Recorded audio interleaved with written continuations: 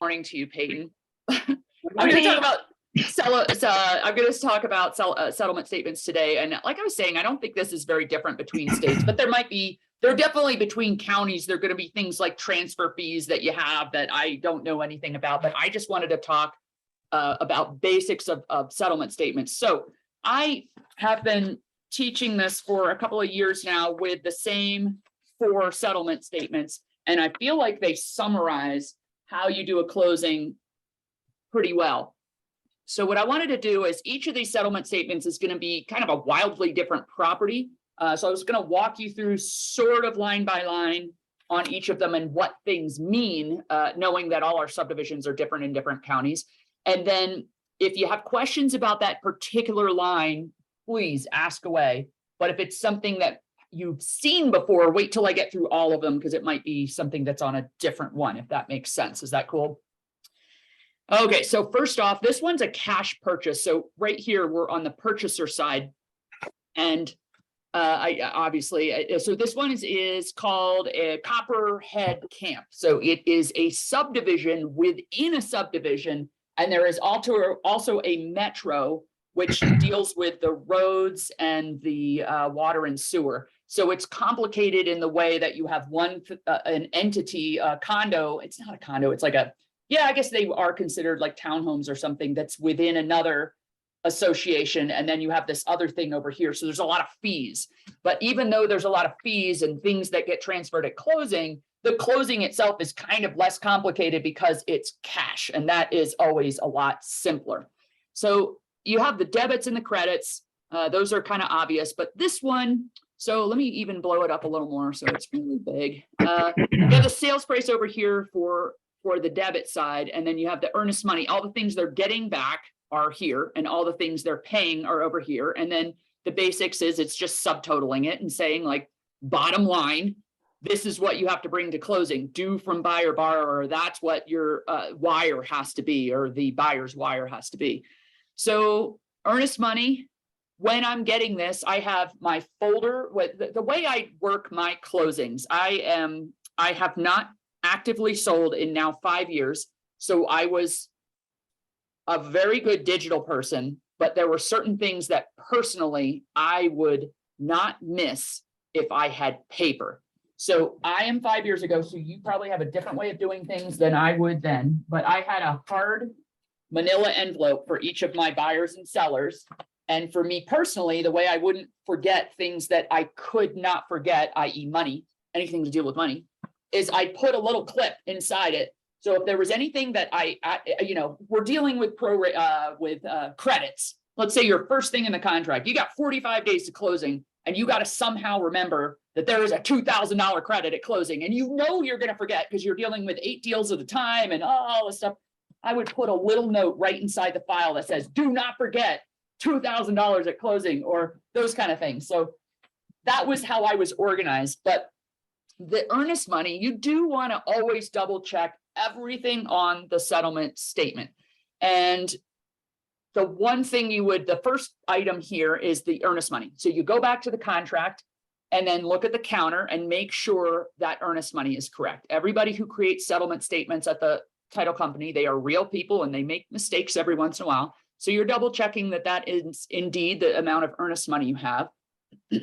So in our area, it is normal and customary for the buyer, this is a buyer statement, to pay the tax certificate, and it's $26, and that just is what it is. You don't have to check anything. It's just if you're explaining this to the buyer, which I always did, I went through the settlement statement with them so that they felt warm and fuzzy about everything before we got to the closing, so my closing could happen real quick. You know what I mean? If you haven't explained any of this, you go to the closing, they need everything explained to them, and they already have the wire, but they're like arguing about fees. So just go over this thing with them. But this is the language I use when I talk to buyers and sellers.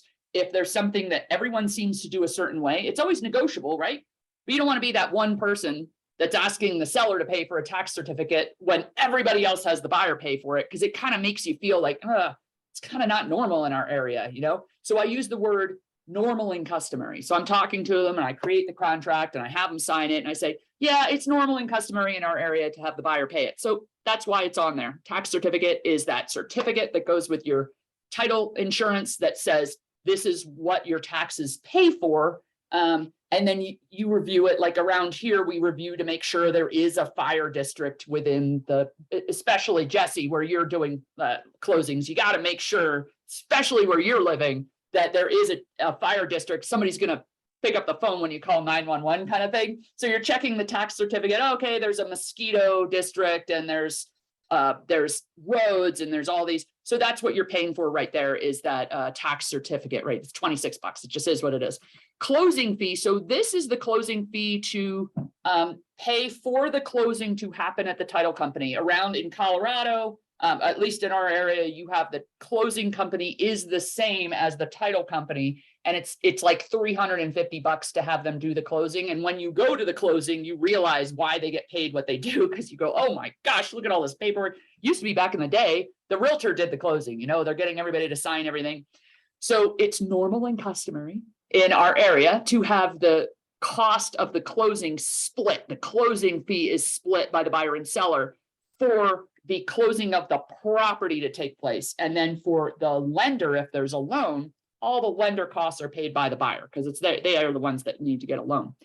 So then at closing, again, the two things that end up on the buyer's statement, if your area is like ours, would be recording the deed. So everybody signs, and then they go and record, the title company records the deed at the appropriate county office.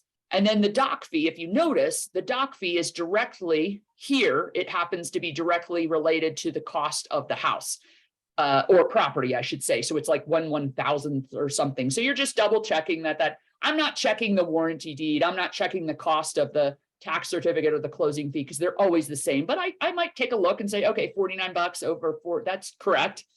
HOA transfer fee. So here's where it gets complicated. You have an HOA in an HOA. So this is the transfer fee for the one HOA. This is the HOA transfer fee for the other HOA. And then you got the metro district that they could easily have their own transfer fee. Some of the water districts do have transfer fees for it. So when I'm doing a contract, and I teach a contract class once a year for Colorado, but when I'm filling it out, I'm sure all the states, you have a place that you can fill out who pays for what fee. And when you get down to the fees for an HOA, all the association fees, I tend to, in a normal market, say, we want the seller to pay for all those in a normal market. In this market, it's a little different. You might be competing with other people and you don't want to lose the deal over this, but it is not your job as a realtor, especially on the buyer side, to memorize what all these fees are when you close. Am I supposed to memorize that? Oh, I'm buying a house at Copperhead. It's a $250 fee for each HOA. No, you don't remember that stuff. So I always say, hey, buyer, we're going to have the seller pay for all these fees at closing, all these transfer fees, because we don't really know what they are, and you'll pay them at closing when you go to sell your property. But I don't want you to be surprised by fees at closing, because believe me, I've been surprised by fees at closing where you go, oh my God, I didn't realize it was that much money coming out of your pocket. I'm sorry about that. But on this particular closing, they split those fees. This is all has to do with the way the contract was written. Okay. And then the buyers are paying for a lot of these HOAs. They're either monthly or they're quarterly. This one happens to be, as you can see, quarterly.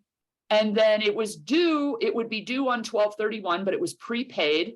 So they're paying the seller back for their share. So it was 10/7 to 12/13. So here's where I pull out my calculator and go, okay, it's about this much a day. And I might check the contract and say, is it indeed $350 a quarter? Yep, that's what I, call, and just you're just making sure. If it's $100 and you made a mistake and you end up having to pay it because they made a mistake, your buyer's really mad because there's a mistake made, just write a check and it's no big deal. There's other things on here that you want to be really certain about. So if I wasn't aware of what the HOA fees are, I might pull out my contract or pull out the information we got from the HOA and say, how much was it? It wasn't like thousands of dollars more than that, was it? Just to make sure it's kind of accurate, but I'm not like making sure to the penny it's right. I just want to see that it's on the settlement statement, right? So there's a working capital fee, there's a transfer fee, there's more HOA dues for the major association, and then there's water and sewer fees. So do I pull out my calculator for that? I don't know. I might, and just make sure it seems kind of accurate, but $131 for water when you've owned it, that would be 1 month worth of water. It's probably pretty reasonable. Here's where I make sure it's correct. So I do check the taxes. You could easily get this on a county site. It says what the taxes were the year before. And I say, okay, it says it was $2,000. And let's say my folks owned it. Where I live, it's paid in arrears, which means you live in the house for 2022 and you get taxed on 2022 and 2023. So you're paying it later than you're actually living in the house, right? So you're actually getting a credit for the taxes as a buyer because you're going to pay the whole bill next year. Okay. So you're paying for the seller is paying you for the share of the year they lived in the house. And then when you get the bill next year, you got to pay the whole thing, whether the taxes went up or not. That's why you try to prorate it appropriately. So I do pull out my calculator and make sure that that's about accurate, because taxes can be really expensive depending on where you live, and you don't want to make a mistake on that. That's one you don't want to make a mistake on. So then what happened here, see how it's like, when I was going over this, I go, why was the commission 500? I go, oh yeah, that's right. On this particular closing, the buyer's agent, let me see. The buyer, one of the agents credited the buyer $500, and one of them credited him $1,000 to get the deal done. So let's say there was a bunch of stuff that came up on inspection. The seller said, no, I'm only going to give you 500. And the two agents talked and said, gosh, I really don't want to lose this deal. We are so close to closing. How about I'll give $1,000, you give $500. I'll have the seller pitch in $500 and we'll get this to closing. So that's what happened here. And these are the kind of things that I was saying in a manila folder that you want to remember. So if you ever make money decisions while you're going through a deal, you want to write them down so you don't forget on the day of closing. Now, here's another one. So here was remember how I said, so the one agent pitched in a 500, here's 1,000, the other agent did. Look how much the seller credited. Carpet, radon mitigation, HVAC, electrical, and handyman. It's right on. Obviously, you can't have this on a settlement statement if you're doing a loan, because the lender will say, what do you mean you're getting all this money back from the seller? It doesn't work that way. But on a cash deal, you can say whatever you want because there's no lender. So they actually got a credit back from the seller, which is kind of wacky because you have the price of the home here, but then you're getting money back from the seller here. But that's just how the deal went. Does that all make sense? The one thing I want to point out is there are some areas of the country that are super complicated. So La Plata County has one area, and it's the resort. So the resort has this thing called DMMA. It's the Master Association. And then they have all these different like small associations, and then they have fractionals, right? So the fractionals have their own fees. And then there's things that are even more complicated than all those things. You have these things called floating fractionals. So there are so many fees when you sell a floating fractional. It's called a pinnacle unit. They are the kind of units that you would buy if you could buy anything in the world. And you buy all these like fractional things, and you can trade them for other things. Like, I don't want to go to Durango this year. I'm going to go to LA, and I'm going to trade my share for this year. And so you have golf memberships that go with it that you have to pay for at closing. You have all these different then you have your, how much food are you going to order this year at the Dalton Club when you come golfing, if you choose to, if you use your fractional unit. So they're so incredibly complicated that there's only one closer that knows how to do them, right? So in all of our county with 50 different closers, there's only one person. And so when I worked at the resort, we sent this to Tracy Turan, that was her name. And we sent it to her because we knew she was going to get the deal done. And if you have a different closer, you are going to have mistakes on the closing, okay? So most of the time, you will pick a closer because it's somebody you work really well with, and you tell your seller, or you tell your, who's picking the title company, the seller is. You say, hey, seller, who do you want to use as a title company? We have 3 great ones in town. They all cost about the same. Do you have a preference? And they say, no, I don't have a preference. You say, well, I like to use Land Title, or whoever it is you like to use, because I have a closer there that actually picks up the phone and they do really good business and they're very friendly and you can actually reach them when they have a problem. They go, sure, I don't care.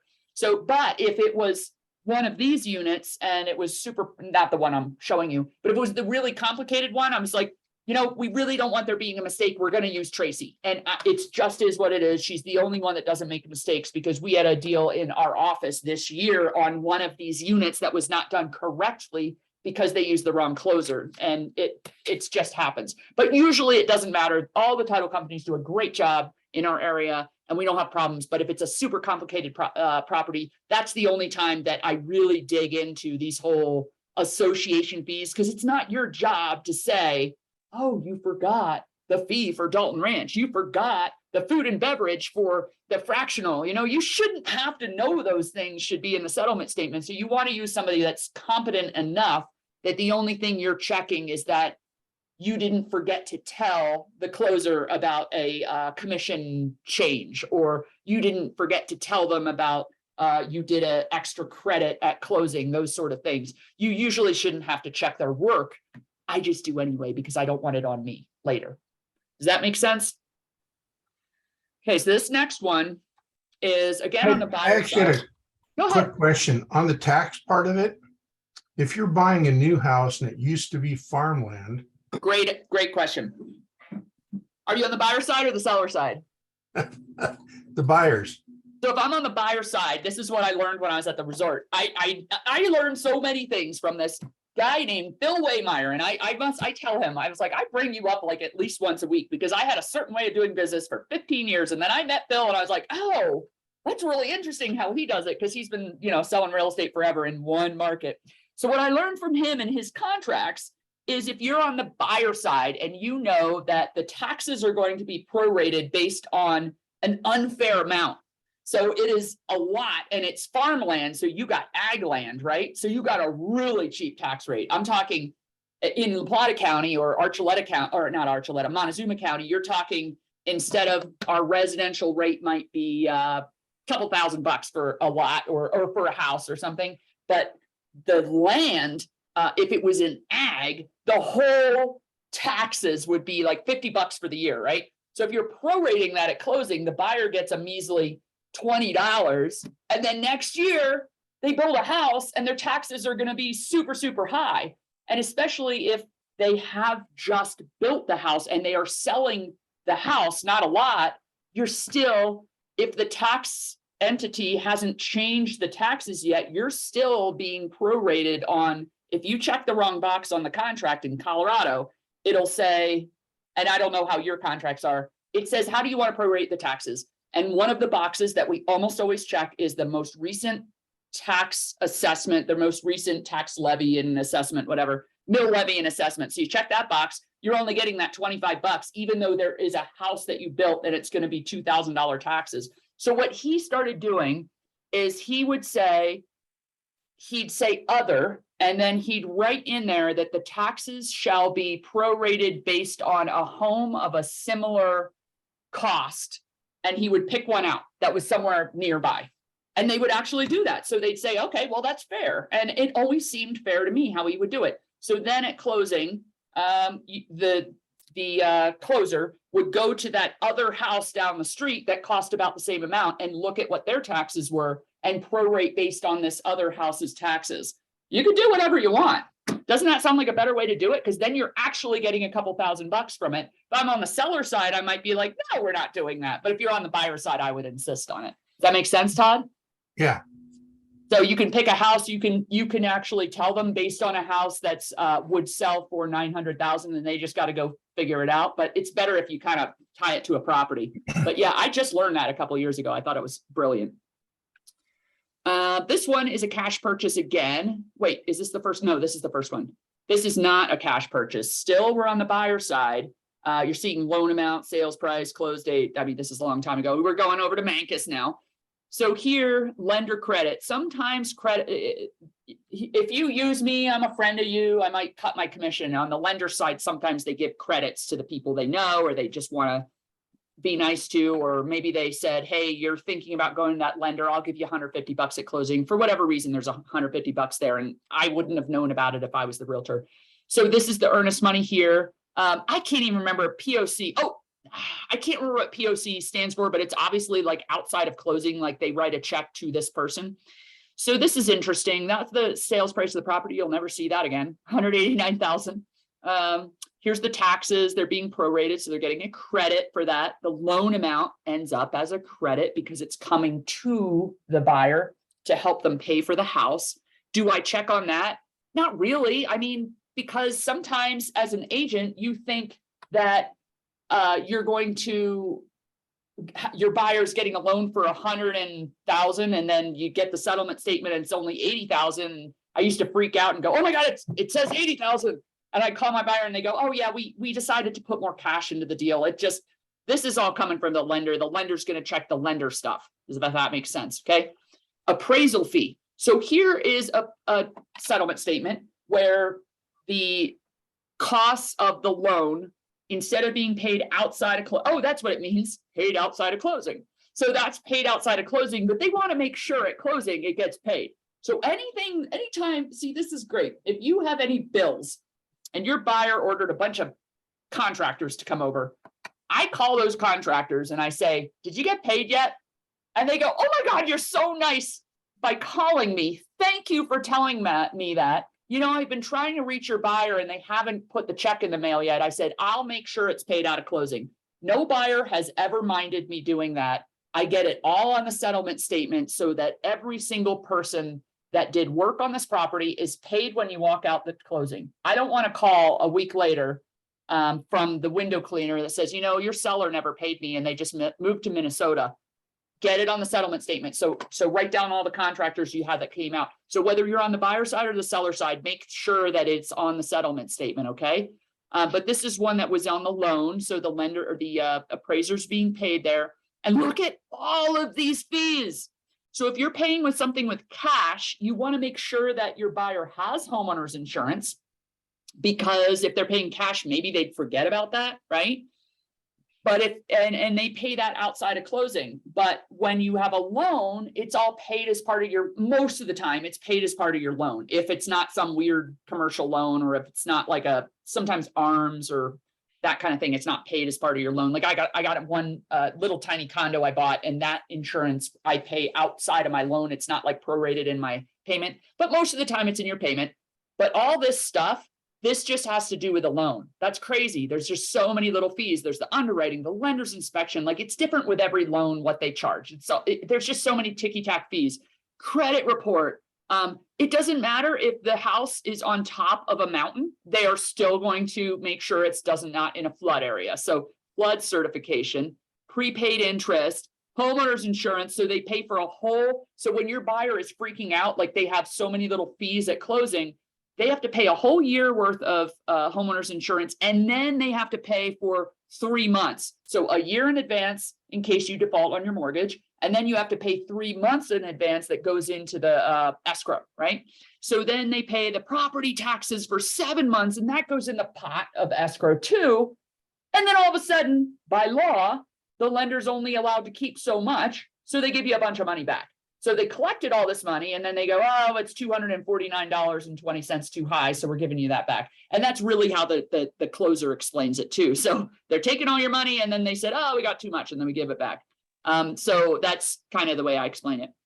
And then title charges, again, look at all these things. So this is sort of like if you ever owned a home and you have homeowner's insurance and it says, we will give you insurance if your house burns down, if it burns down, if a robber comes in and steals stuff, if this happens, but we're not going to insure jewelry and furs. That's what my endorsements say. It says your jewelry and furs and electronics are not covered, right? There's always like some exception.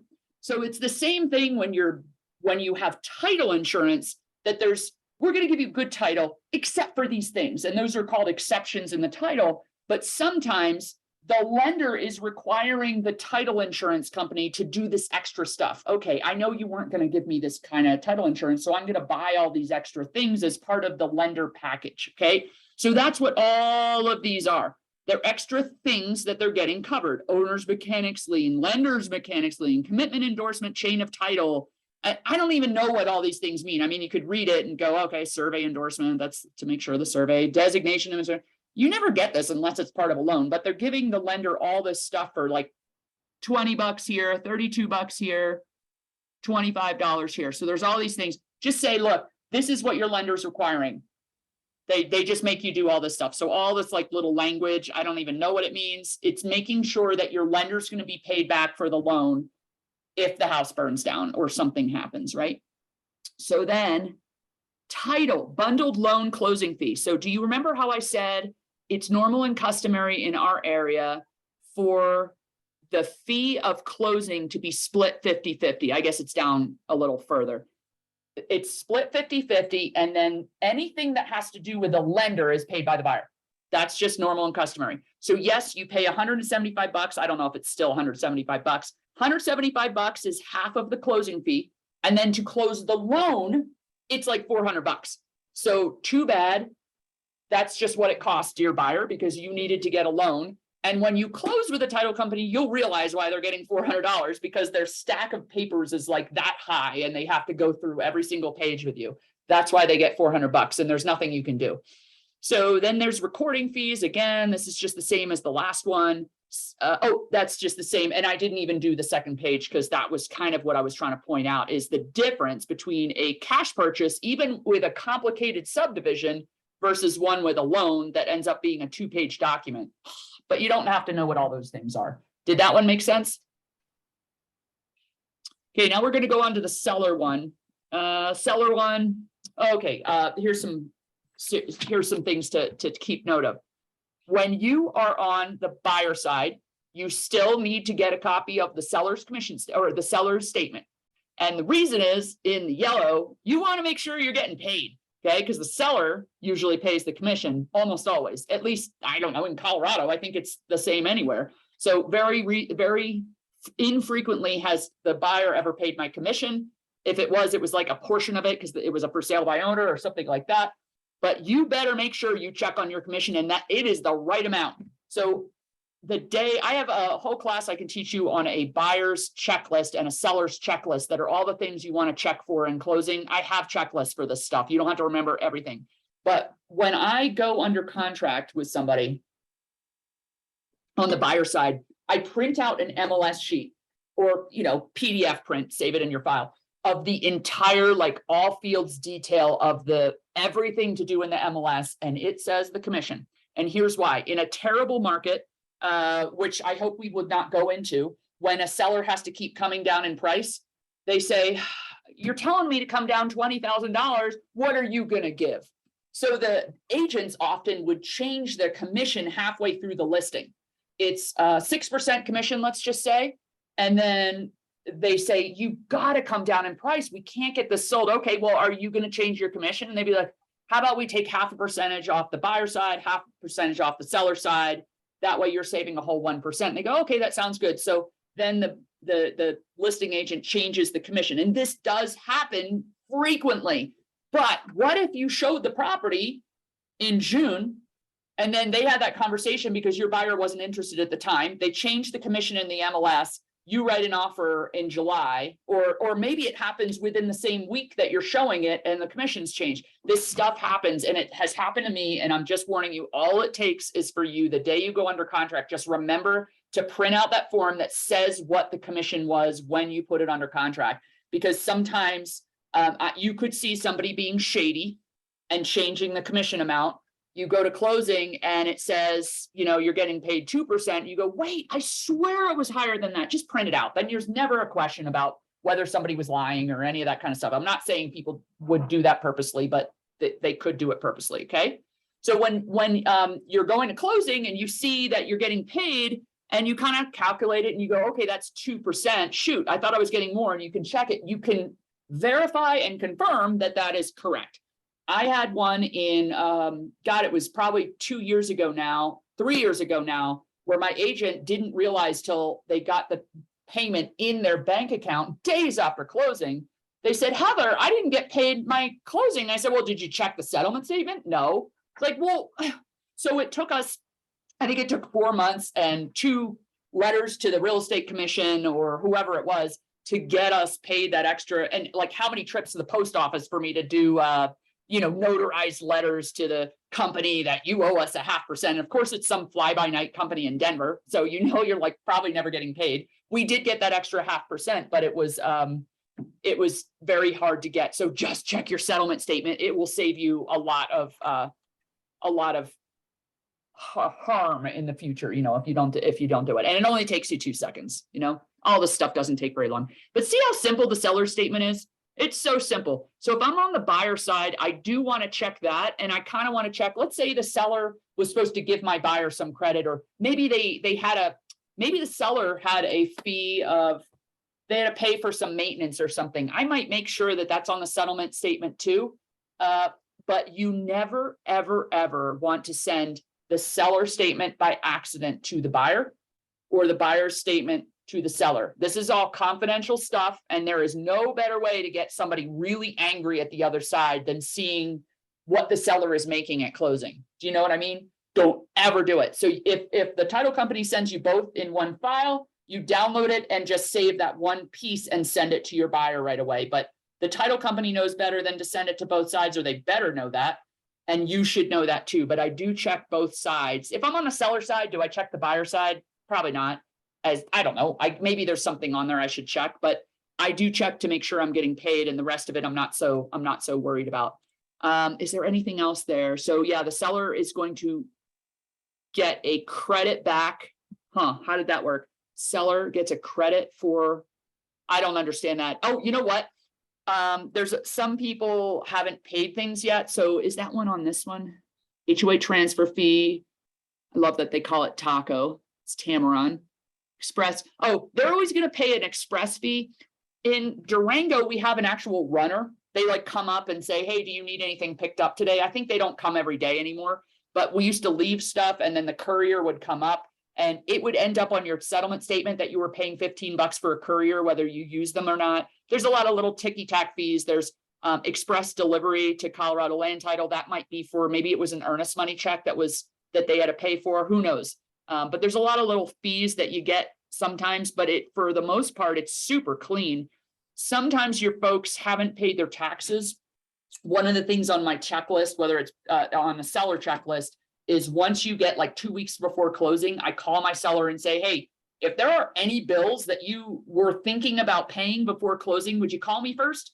Because you don't want someone paying a bill and then it hasn't registered yet. Let's say they're late on their water bill and it's not online. They're actually, it's old fashioned. They'd like to send the check in. What if the check got there, but it hasn't like recorded yet? Then the seller gets mad. I sent that check in last week. It's like, well, it hasn't gotten there yet. So unless a bill is going to be actually late, even with mortgage payments, I'm careful that you don't want something to be late, but you don't want to go and pay extra before closing, because it just kind of makes everything more complicated. Then what happens is you have the closing and your seller has to wait for a check to be reimbursed from the title company. It's not a big deal, but it's just messy. So you check with your seller and say, hey, call me before you pay any bills before closing. We're only 2 weeks away. And then if they haven't paid their taxes for the previous year, it will get recorded on their settlement statement. So makes sense? Okay. Here's another one that's this is probably just a couple things to point out. So this one is also on the seller side. So see how there's a credit for window washing. So I'm guessing that's probably maybe from the agent. Who knows? Why would they get a credit for window washing? Anyway, we made sure everything was on there and it just was going to get all worked out in the wash. For the credit for the Bella Vista, sometimes HOAs you pay in advance. This one was paid in advance and they're not going to be living there after closing for some of that period. So they're getting reimbursed from the buyer there. And then on the payoffs, so when you get your title, you're always going to look at what the loans are and make sure they're correct. I teach that in title class, but you get the title.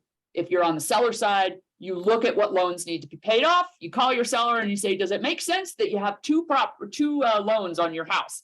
And if they say, oh my God, no, I paid one off years ago and it's still showing up as not being paid, that means it wasn't recorded that it's been paid off and you have a title issue, or you have a issue with the title and with something needs to happen to make sure. During the mortgage crisis, we saw that a lot where you had ghost mortgages, I think it's called. It's when it was released because maybe you refinanced and then it was never taken off the title because the mortgage company kind of went bankrupt and it's still sort of recorded there. So a lot of those things can get clarified during the time of the contract, but you better not wait till closing for the payoff to end up on your settlement statement and there really isn't a loan there. So yeah, just make sure. I've never had that happen before, but you just want to make sure that I don't check on the payoffs at all, but I just make sure that the both loans happen to be on there. If I knew they had a home equity loan, I've never had somebody make that mistake either, but just check the title and say, hey, seller, was that right? And does this seem about accurate that it's about that much? I don't want them to have this fit at the closing company, so I go over this with them. Okay, so usually you're only getting this a couple of days before closing at best, but you just want to make sure that they're comfy before they show up at closing and throw a fit. Owner's coverage. So this is for title work. They pay the title work here. It is normal and customary for them to pay OEC plus, that's owner's extended coverage plus the title. It's related. The cost of it is related to the cost of the property it's being sold for. There is a chart for that. You can just go into the title company's website and find out exactly what they're going to have to pay at closing for those fees. So you can give them a good spreadsheet when you're listing the property. This is probably what you're going to have to come to closing with. Settlement or closing fee, that's the split fee. Express delivery, they're going to go, why do you need an express delivery? We didn't have anything express delivered. You say that's the cost of having the closing paperwork signed and sent off to the lender to pay off your loan. You can't get out of it. It just is what it is. It's $60. Doc, so these are the fees that you can't get over, and they go, God, it's like ticky-tack little fees. It's like, it is what it is. This is just what it costs, and you're just going to be happy that they are doing your job for you properly. Document copies. So if somebody wants paper copies, a lot of times they charge them $50. Release handling, that's to release the loan. So again, you have the express fee, you got the release fee, they just charge you for everything. And then water and sewer usage. So see, this person was late on their water bill, so they just pay it all at closing. And that's it. So that's it for sharing those kind of things, but I got some notes. Do you go over this with your buyers? Yes, as I was saying, or sellers. It's appropriate to go over that with your buyers, because then when you get to closing, they can say, hey, my favorite closer, her name is Terry Wise. She retired years ago and she still sends me a Christmas card, but she would say, I loved her because I'm a hand-holding, like, I'm the kind of person that wants to do everything for you and be really nice and really sweet. And so I wanted my lender and my closer and all those people to act the same way with my buyers so that they were going through a very pleasant experience. And when Terry would get to the closing, she'd be like, now, has anybody gone over this settlement statement with you? And they say, oh yeah, Heather went over it. Okay, well then I'm going to just kind of skip to this part and explain the closing paperwork, because then they didn't have to go over all the fees, right? So it just saves so much time. And you have a whole bunch of different closers out there. Some of them don't really go over things very well with people. So it's always better to do it beforehand. Notes in the file. I told you to put notes in the file. I did at one of the last times that I was selling property. So I was a manager and selling still when I worked as a sales agent for 13 years. I went away for 2 years and worked at a resort. I was the manager, represented the resort offerings of real estate, and I was managing people, and I forgot $2,000. So that's what I'm trying to say is I had too much on my plate. I did not make a note, and I got to a closing. And when you have an amend extend that deals, anything amend extend goes to the title company. So, or settlement company, whatever company you have. So you sign something that deals with money, you send it immediately to the lender, and you send it immediately to the title company so that the settlement statement's right, okay? So I didn't do that. I totally forgot to send them one of the AEs that said there was going to be a $2,000 credit to the buyer at closing or whatever. So we're ready to sign, and my buyer says, where's my $2,000 credit? And I'm like, oh my God, like I'm a manager. Like I totally forgot this, but it happens unless you write these things down on your forehead. You will forget something eventually. So figure out what works for you and make sure you do the notes in the file. Check the final price. That's the other one. Oh my gosh, I almost forgot this. So you know how during the contract, it'll be under contract for $500,000. And then someone will say, I want a $2,000 credit for all these things. And then they say, well, the lender can't do a credit. So how about we adjust the final price? We're going to come down 2,000. We're going to sell it to you for 200, or instead of 500, it's 498,000. So you do an AE for the price, and again, you forget to send it to the lender. So check the final price of what the sales settlement price is against what your notes say. That also could be incorrect, and it's always your fault because it's you. 99% of the time, it's not the closer's fault. Their files are good. You just forgot to send something to them, and maybe the other agent did too, or maybe the other agent said, "Oh, I sent that in," and they didn't send it in. Know that there's a difference between wire transfers and ACHs. So when you're getting paid at Coldwell Banker, you get an ACH. It's not an actual wire transfer. It's like paying a bill, right? So it takes a little bit longer for that money to hit your account. And it's different. I don't understand what an ACH is in, see you later, Danielle. I don't know the differences between the two. All I know is that the title companies around here, unless something's changed, they do not accept ACHs, but they do accept wires, obviously, right? So you have to clarify when you get the settlement on what your buyer has to bring to closing. How are you bringing this to closing? Like, for example, does your title company, and I still get confused by this because it was changing and I don't sell anymore. Do they still accept a local bank check?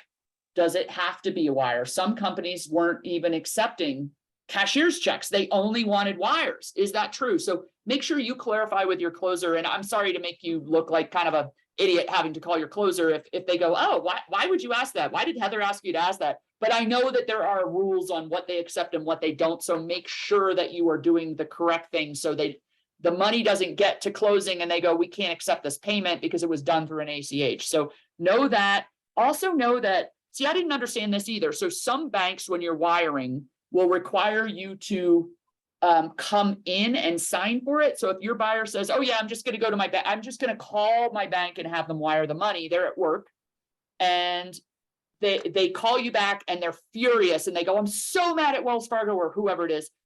They're making me actually come in, and then I got to get my wife to sign off on it and all that. And just know that it could be a lot more complicated than you think. So warn your buyer that they should call their bank where they're getting the money and find out what the wiring instructions are to know whether they can just call it in or if it's more of a serious thing that they have to get to. The one that really caught me with my pants down is Morgan Stanley. So I also, when I started working with the money people up north, I always worked with just working class people that it was coming out of a bank account. So all of a sudden I'm working with people with bunch of investment accounts. And I didn't realize that if you have money in an investment account, so like Morgan Stanley, I just thought that was like a bank. I didn't know.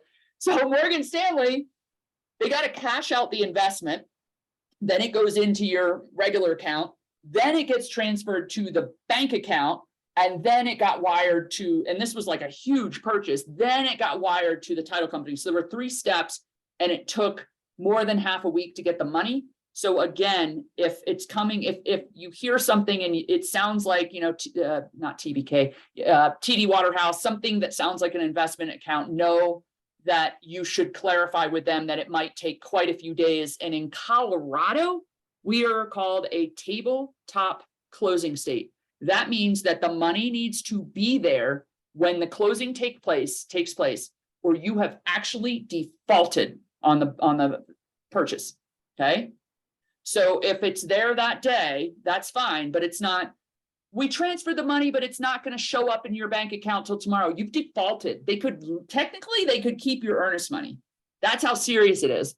So make sure you clarify with your buyer how they are getting that money to you and making sure, not you, but in the bank account. Okay. So the way around this is, it's not around it, but one thing that can give you a little bit of peace of mind is I have a what's it called? A clause that we put into any contract that has a loan. And I don't know in other states if this would clarify it for you guys, but maybe you aren't a tabletop closing state, Todd. I'm not sure how that works. But this clause that I've had from years ago from an attorney, if you want it, send it to me. If you just want to wait till you need it and then ask me for it.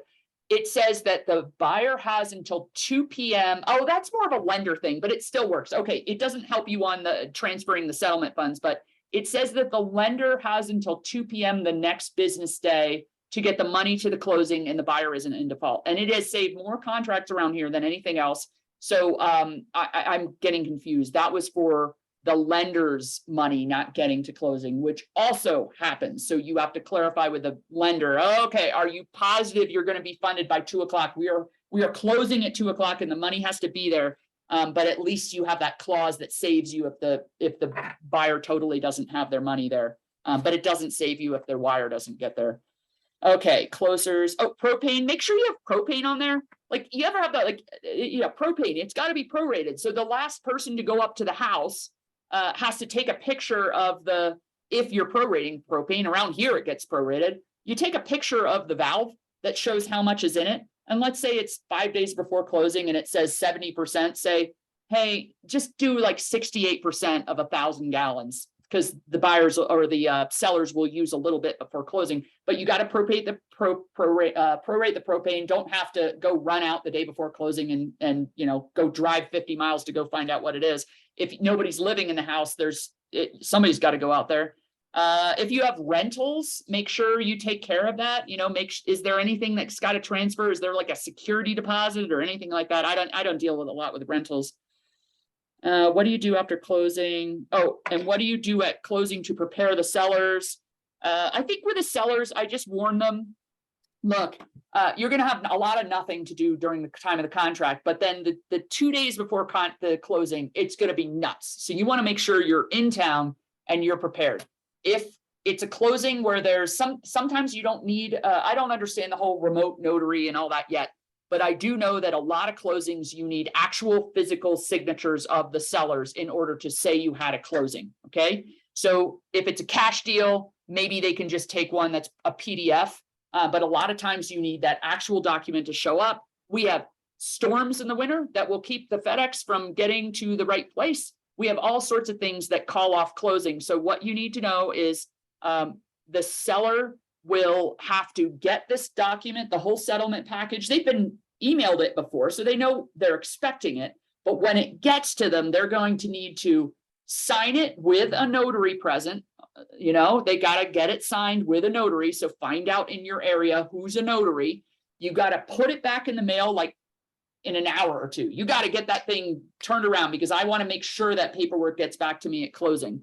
What if the Fed puts a hold? What do you mean the Fed puts a hold on the money? What kind of business are you doing out there, Todd? Actually, it was last time I sold my house. The guy came up, his name came up on a terrorist watch list. And so it took us The next buyer to, did? yeah. So But did he have like a common name where it wasn't him, but it came up top, or was it actually him? It was not him, but it took him another 10 hours to get us the money. Was he a American citizen or no? I wonder if it's the FERPTA thing. He's an American citizen, but his name crazy. He's from that part of the world. And yeah.